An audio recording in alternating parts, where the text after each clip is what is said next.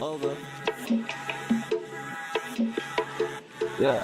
Straight out of diamonds. Yeah. Izay misaintsaina ny teny de tahaka ny azo izay amboleny eo amoron'ny rano velona izy izay mamoa amin'ny fotoany ny raviny kotsy mba malazo ary ny asany rehetra de taony lavrary avokoa nega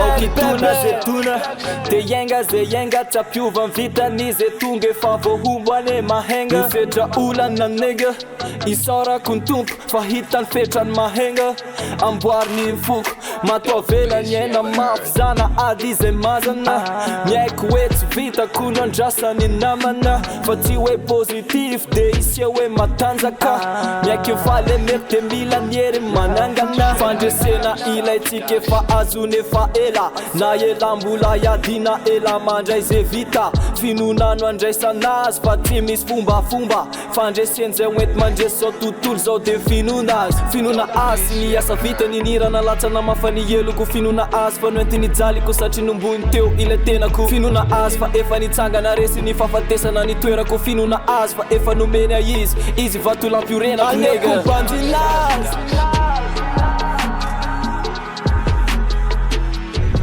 le luarano su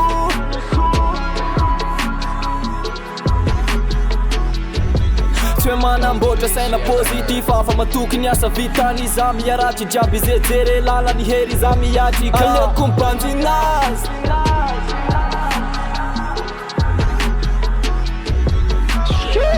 Focus on Jesus all day, all the time.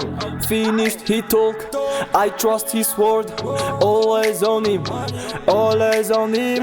Yeah, guys on him. Just stay focused. Bang, bang, bang, zanviz. Ny antom-pisy na sy ny objectif. Yeah, so this ny tena fandresena miditra anaty pisy. Oh yeah, babes amin. Men izay inona loza efa mahit. Tsy tsy mivakilo ny akist. Manana fiainana natao hoe tafita.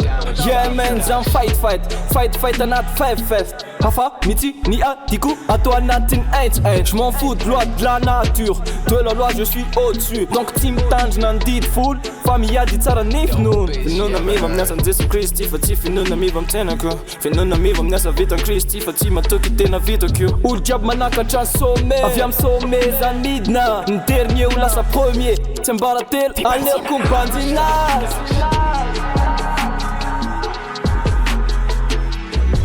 Le luarano su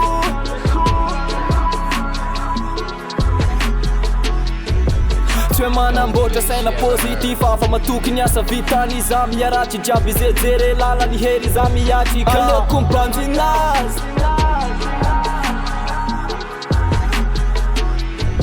Straight out of diamond style production.